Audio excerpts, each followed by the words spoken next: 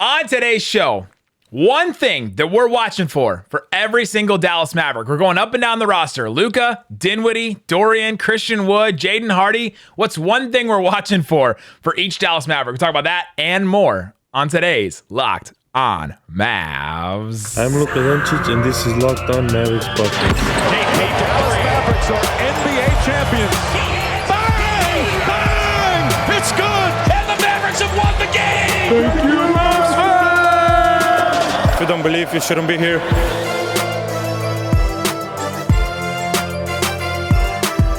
And welcome. You are locked on to the Dallas Mavericks. My name is Nick Angstadt, media member and NBA channel manager for the Locked On Podcast Network. Thanks for making Locked On Mavs your first listen every day. We are free and available on all platforms, including YouTube, where the best way you can help us grow the show is to comment anything below. Let us know, what's one thing you're watching for a Dallas Maverick this year? Like a player? What's something you watch for? Are you watching for JaVale McGee? How many starts? Something. Let us know in the comment section. Today's episode is brought to you by BetOnline. BetOnline has you covered this season with more props and odds and lines than ever before. BetOnline, where the game starts. And joining me, as always, my co-host, writer, and contributor at Mavs.com, the Roller Town Toonie, the One More Thing King. What you got for me, Isaac Harris? Yeah, we got to give a shout out to all the Mavs fans who came out to Roller Town Brewery in Salina, Texas. Yeah. It was a lot of fun. We're recording this on after that on a Thursday night. But it was really cool. Shout out to Seth. Shout out to Tim with parentheses. Shout out to all the different people. Blake. We met Luka Doncic tonight in person. I did. I don't think I did. I met him in person tonight. It's cool. I also want to give a shout out to Victor. Victor and I stood at the bar for a little bit talking about Terry Rozier. And I'm like, guys, we couldn't stop talking about him, how he needs to become a Maverick. Victor, shout out to you today on your UPS drive. He told me how he just saves our pod every day. He's like, I got to just save it for that UPS drive. So drive safe. Thanks for listening, bro. Appreciate everybody we saw at Roller Town. Thanks to Ben and Skin for having us and for putting us on a panel too with some Moneyball people, some Studio 41 people with you, some other people across Mavs Media. Tim McMahon was there. Tim Cato was there. Oh, was Tim McMahon there? Sharing some stories.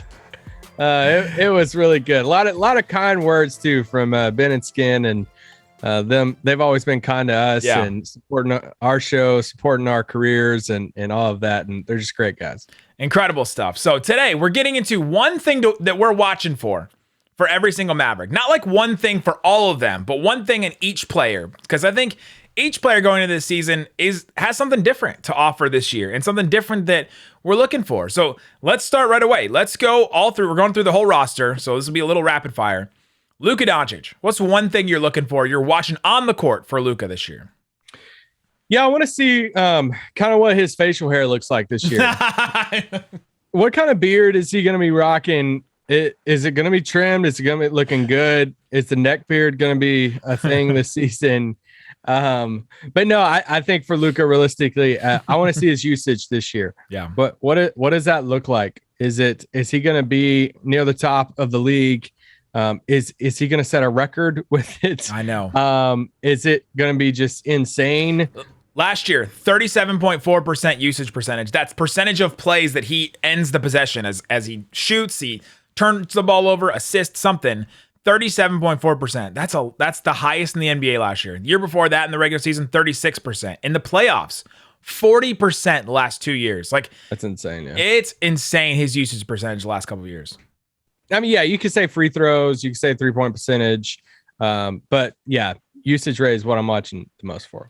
And do the Mavericks change things up? Because there's nobody to take the ball out of his hands, right? Dinwiddie's not taking the ball out of his hands more than Brunson did, maybe about the same, but he's not taking the ball out of his hands more. So what do the Mavericks change to get that usage down?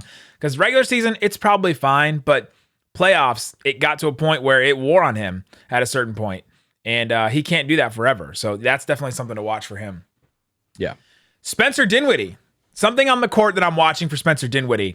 How aggressive is he? Because through the playoffs, we were talking about this at Roller Town tonight. Dinwiddie wasn't like super good in the Jazz series. He wasn't great until the end of that Sun series. The Warriors series, he was decent, but like he wasn't this slam dunk, awesome great like playmaker. He was still trying to feel out his role. And now we think that we know what his role is going to be. And we think that he understands what his role is going to be. But how aggressive is he going to be? Because in that first game against the Thunder in the preseason, we saw him come out, be aggressive, know his role, be out there. And then in the second game, we saw him be a little more timid and not really get a ton of shots up. He came off the bench and he just kind of fit in. It was kind of a guy. I don't know if the Mavericks can have the season they want if Dinwiddie is fitting in. Yeah, they have to have him do his thing. And, the Dorian story of him, hey, if I'm going to guard LeBron, I need you to do your thing, basically. I think for me, with Dinwiddie, I'm watching his 3-point percentage. So he's a career 32% 3-point shooter. When the trade happened, he came over to Dallas. He played those 23 games in Dallas to finish up the year. He shot 40% from three. So big difference there. He shot the three ball really well in Dallas. Can he continue that? That is a huge thing. If you're going to play off Luka Doncic, look at some of the Jalen Brunson's catch and shoot shots, his 3-pointers. Like that was huge. If you're going to play off Luka. So if he's going to play with him a lot, start with him. You got to be able to hit the three. And for Dinwiddie, can he stay at that level that he did last year? I mean, he hit a game winner from three last year. So yes, he did. And that was a big successful thing for him. Like he has not been a really great 3-point shooter in his career, but if he can keep that and maintain that, getting the type of attempts he's going to get next to Luka and in this offense, then that's a huge thing for the Mavericks. Yeah. Dorian Finney-Smith. We drank a drink at Roller Town that was named after Dorian Finney-Smith tonight. And it was delicious.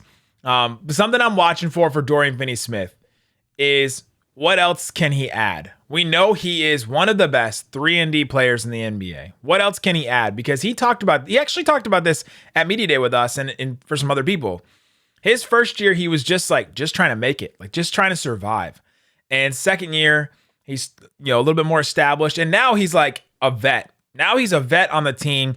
He knows his role. He knows he's going to start every game. What else can he add? We've seen him the last couple of years sort of add the off the dribble guy coming to close out on him, and he drives and goes to the rim. But is there anything else he can add that might surprise us on the court? So I guess the one thing I'm watching for is something that I haven't seen yet from Dorian. Yeah, like offensively, there's nothing really I'm watching for because, the past 2 seasons, you shot 39% from three, 47% from the field. Like, he's getting more comfortable dribbling the ball. I feel like that, like what you want from him at his position, he's giving you. Yeah. I think for me, I'm watching his minutes a little bit, but that's more of the playoffs. He averaged 33 minutes a game last year, 32 the year before that, whatever. I think for me, I want to see what level he can go to defensively. Can he make himself known as one of the league-wide national talk as one of the shutdown guys? Can he reach that level? Because we all know he's a good defender, but can he up that level to where he's legitimately shutting down some guys and national people are really talking about him? Reggie Bullock, easy one for me. Can he keep the 3-point percentage up through the whole season? Because remember this time last year, I mean, we were doing this. I have to apologize that you felt that he should have played more. We were talking about that with Reggie Bullock, where he was playing 17 minutes, 15 minutes, 20 minutes. And then by the time the playoffs came around, he was playing 45 minutes, shooting the three ball really well. And sometimes his hot shooting nights swung Mavericks quarters and swung games and all that. He had some nights in the AAC where he would hit 6-7 threes in a game where he just can get really hot. They need that early on, especially how good the West is going to be. We were talking about it tonight with everybody. The West is going to be really tough. They're going to need to start off really well. And I think Reggie Bullock, can he keep the consistency early? That's huge because he was a little streaky last year with his shot. Percentage is definitely something I'm watching with him. I'll lean a slight different direction. It's really the same direction, but I'll just say 3-point attempts. He averaged 5.8 for Dallas last year. Can he attempt at least 6 threes a game? That's something I really want from Reggie this year, but also, the percentage. Coming up, we're talking about Christian Wood. What's one thing we're looking for this season from Christian Wood on the court? We'll talk about that and more coming up. Before we do, let me tell you about BetOnline. It's the best place to check out the odds and lines inside and outside of sports. Game 1, Mavericks versus the Suns. The Suns are in turmoil. The Suns are dealing with a bunch of stuff, but they're at home to open their season. What's the spread? What's the point spread? Oh, I think they're going to do Suns by 5.5. Suns by 4.5. I think it was 5.5. I think it opened at 5.5, and now it's at 4.5. So they're giving the Mavericks a little bit more credit, I guess. And yeah, that one's interesting. If you're wanting to look to get into some action during the beginning of the season, this is a great one to start with. If you want to check out some other things, I think they still have Christmas Day. Mavericks 4-point favorite against the Lakers at home. That Christmas Day game is going to be so fun. So check that out. It's BetOnline, where the game starts. All right, Isaac Harris, we're continuing our list of one thing we're watching for every single Dallas Maverick. And for Christian Wood, it's on the court. It's on the court. Like, I'm trying to stay on the court, but Really? Yeah. it's on the court. But can he put it together? Can he put it together? The question is, can Christian Wood put all the defensive stuff Sean Sweeney's been trying to bake into him? He worked with him all offseason. Can he bake in the I'm part of a whole? He's honestly, Christian Wood is honestly Jamie Tart. He's Jamie Tart on this Mavericks team. And he's season 1 Jamie Tart, where he's really talented. He's really good. Everybody sees it. They see 2010 games. But Ted Lasso's going to have to come up to him and say, hey, sometimes you think you're one of one, you forget that you're just one of 11. Right? And I think that that's something that Christian Wood's going to have to figure out. Can he figure out how to play well on a winning team? Can he put it together and not just go out there and attack for his own buckets, but can he be part of this winning culture? It's on the court, but honestly, that's mostly off the court to me. Yeah, I mean, can I say will he be on the team by the end of the year? I think that's something I'm watching. No, for him, I want to see, the thing I'm watching for the most is, can he buy into the 6-man role? Yeah. Is that something he can fully buy into? Because I think that's going to be his role all season long. And when he thinks he's going to put up an all-star campaign this year, he tweeted about it. Derrick Rose telling, and Yeah. he's been used to starting. He's super talented, like you said. Can he buy into the 6-man role this season? That's the number one thing with him. Because if he does, I would even put that over his defense, because he has to buy into this role to, like, for this team to be on this playoff team, or else they're going to ship him off or whatever it is. Like, he's got to buy into this role. And that's before we even talk about, like, defense or anything. Tim Hardaway Jr., some say he's like a free agent acquisition for the Mavericks. Others would cringe at that statement and say that he is. Something I'm watching for Tim Hardaway Jr. is, where does he fit? Where does he fit now? Because we just saw that whole Mavericks run where they knew, okay, we have ball handlers, we got guys that go out and shoot threes, and then defenders. That was like their whole thing, and that was an identity that worked really well, and they're going to try to do it. Then they bring in Christian Wood. That's a different wild card. Tim Hardaway Jr. is already supposed to be like the scoring wild card, but now he's going to be playing next to Christian Wood. Does he just go out there and play his Tim game, or is there anything else that he can show us? Does he just go out there and, shoot like 7 threes a game and maybe take a couple of mid-range jumpers and that's it? But how does he fit in the offense? That's something I want to know. Yeah, that's really good. I'm really curious to see what type of role, coming off the bench and all of that. He's going to get his shot attempts. He's a respected veteran on the team. He's going to bring the passion and energy, that some guys like, Josh Green, somebody, doesn't like bring that much. For me, I guess, I feel like this is a cop-out. It's 3-point percentage, just because he's going to get those down threes. last year. It was right at 33, 34%. The 2 years before that in Dallas was 39%, and then 40% the year before that. And he stayed shooting at least 7 threes a game. We talked a while ago about Bullock shooting 6 threes a game this coming season. Tim shot 7 threes a game at 33% last year. So can that percentage go up? He's still going to play some with Luka and all of that, but can the efficiency go up of him being one of the main guys off the bench? And do we think he's going to be satisfied with his role? He came off the bench he was on the bench last year because he was hurt during the playoff run. He watched this whole thing happen. I'm sure he spent a lot of time envisioning what his role would be in this offense and trying to figure out. And now it's a little different. JaVale McGee comes in, Christian Wood comes in, Brunson is gone, Dinwiddie's in a different spot. Like, it just changes a little bit. And I wonder if he can see himself in that role and if he'll be satisfied with his role. Definitely coming off the bench. He's not a starter. He was a starter for a lot of the time with the Mavericks the last couple of years. He was the second leading scorer in the playoffs, not this past year, but the year before that. Like, is he going to be satisfied with his role? And does that add to another thing that Jason Kidd and this coaching staff have to kind of figure out and massage and sort through with this whole thing? Because if Christian Wood's upset with his role and Tim Hardaway Jr. is upset with his role, then there's a couple of problems and not just one thing to address. Yeah.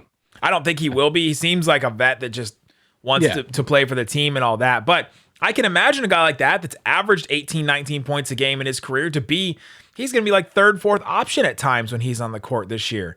And I could see that. If Luka, Dinwiddie, Christian Wood, and Tim are on the court, like he's going to be more of an option than Christian Wood, I think. Okay. JaVale McGee, your guy. You've been so high on JaVale McGee. What's something you're watching for JaVale McGee? His chemistry with Luka in the pick and roll, because that is your defined role on offense as that 5-man. If you're going to take Dwight Powell's spot, and for all the flack that Dwight Powell gets, he is great at rim rolling, and he has great chemistry with Luka. It's just he lacks in the other areas of rebounding, paint defense, and all that. How close can JaVale and Luka get to that? How close can they get to the Mike Toby Luka connection? How close can they? Because JaVale's bigger wingspan. Like, if they can get 85, 90% of that chemistry with Dwight and Mike Toby, that's incredible for this team. So I'm watching that combo. Well, this is their starting point. JaVale.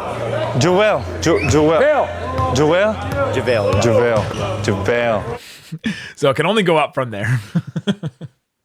Yeah, the timing on that. Like, you think about what Dwight Powell was able to do. It's not even necessarily about how high he could jump or how strong he can get on his screens. It's the timing of being able to set a screen, not set a moving screen, which Dwight Powell is pretty good at, and then roll to the basket and then time his jumps with Luka's passes at the same time. Like, that's all timing, and that's all trying to figure out rhythm. And there were times when we saw Luka and Porzingis try and figure that out, but there hasn't been another big that's really meshed with Luka like that. Like, Moses Brown wasn't getting the timing down on some of those things. And JaVale McGee definitely has the opportunity to figure that out, and it's going to be about timing. Now, JaVale is way taller, has a way bigger catch radius, so his timing doesn't need to be as completely in sync accurate as Dwight Powell's did, but he does need to be a little bit. Maxi Kleber, what's something you're watching with Maxi on the court this year? Can I say games played? Can I say that? Yeah, I mean, that's on the court. I mean, he's literally on the court. That's the first step. Last year he played 59 games. So, year before that, it's 50. It's just, some of we're obviously getting into COVID stuff and all that at some point, but yeah, true. But still, like, we know Maxi had an injury history even before he came over to the Mavs, and just some slight, little injuries here and there. And they're going to want to preserve him, especially for the playoffs. So, do you pencil in? How many games do you pencil in Maxi not playing this year? 15, 20, just to make sure you have him fresh. He just can't. That's what went into the whole, like, hey, should Maxi start? And like all this different stuff. It's like, he can't start and play 30 minutes a game. That's just, he just can't right now. And so I just want to see how many games he plays this year. How much do they try to preserve him for the playoffs?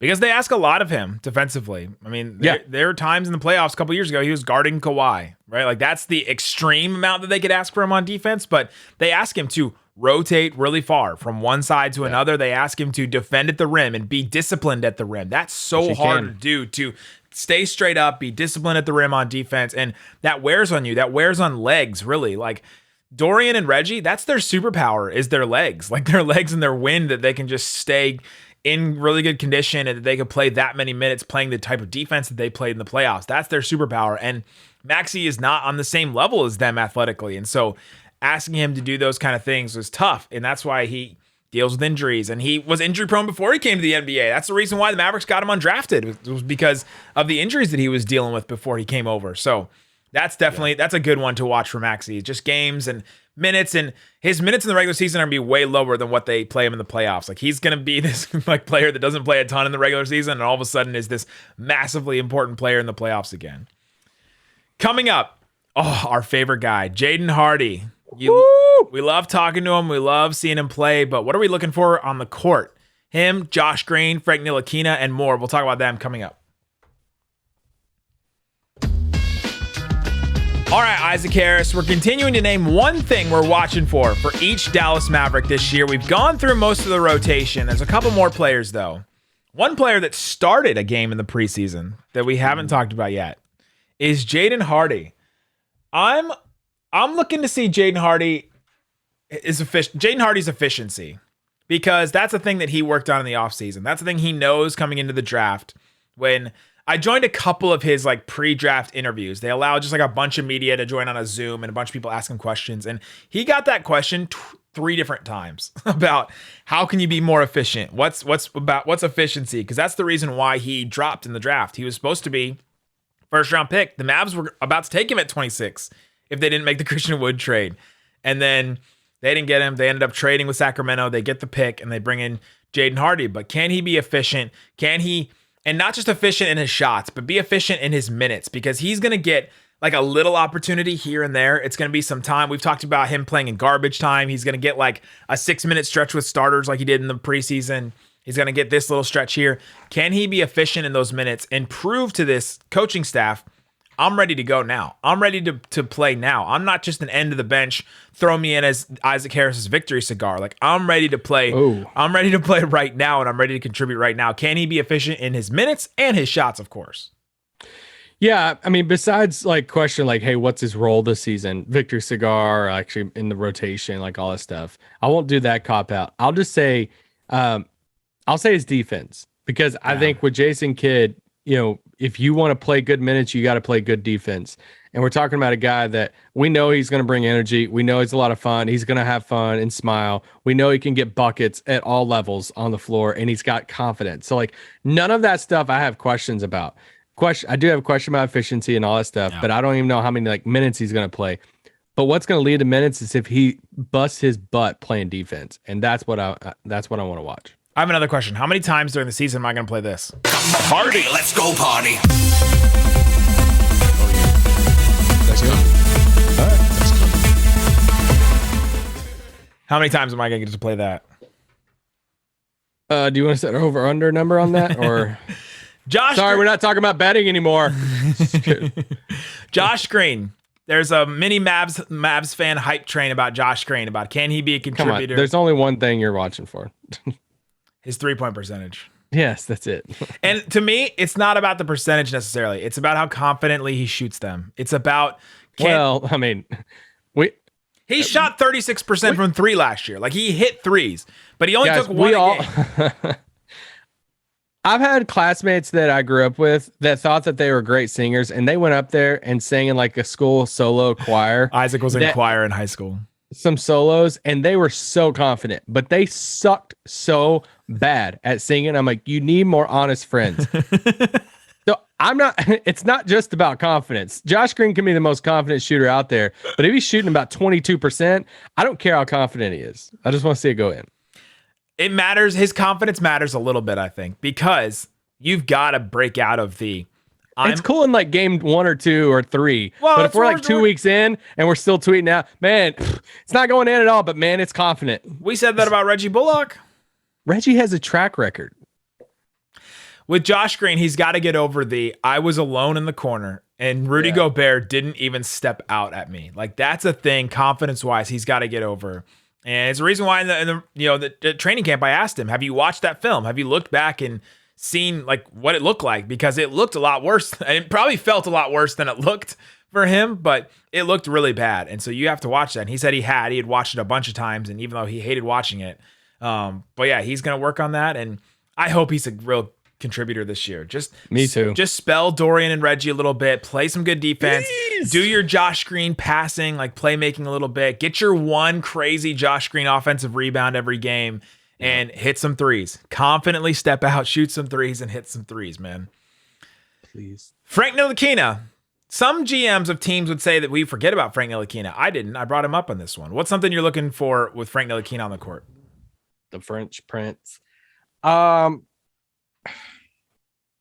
This one's tough. I mean, we're getting in the tough part of the roster here. That's what the people come to us for, though.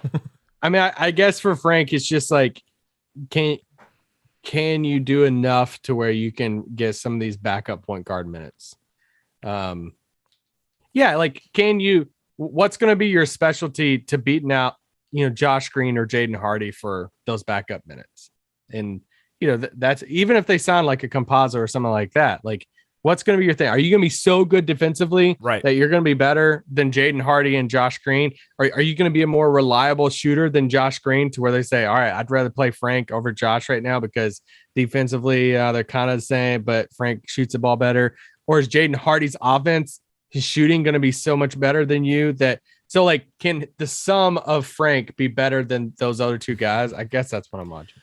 The weird thing about Frank, narrative-wise, is in the playoffs, we saw a couple of pretty good stretches from him in the Suns series. We saw him guard Devin Booker. We saw him guard Chris Paul a little bit. We saw him, and it was like kind of impressive. And you go, okay, Frank, like bring something. You're 23 years old, like you're 24. You're still young. You're still trying to figure out what your role is in the NBA and on this new team. And we see you play some defense like that, and that looked great.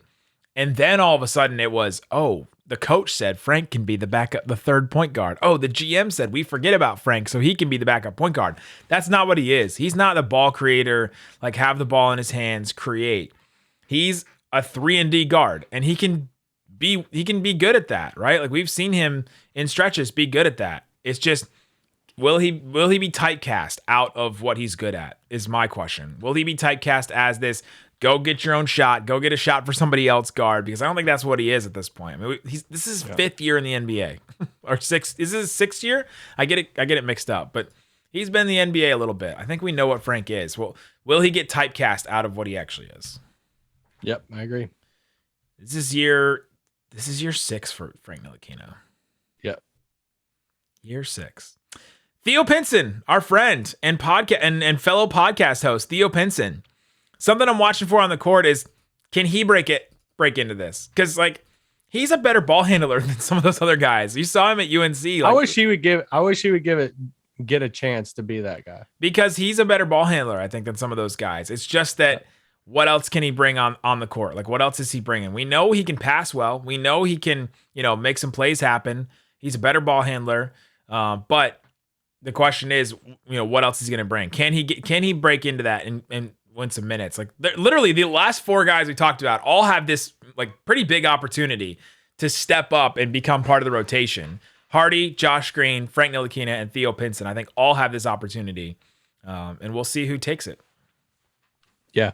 I mean, you could also say like bench Decorum Tex to see how many times will he be on the court when he's not supposed to be on the court? That's a good one. Yeah. Davis Bertans. Yeah, for him, it just goes to 3-point percentage because that's what he's on the floor to do. Yeah. Like you're not putting him on the floor to do literally anything else besides be a knockdown 3-point, shooter. He had a couple seasons in 2018, then 2019 to where he shot over 42% from 3. Can he get back to being a sniper to where it is, hey, you put him in and he's legitimately 43, 44%, because then that's the way he would get some minutes.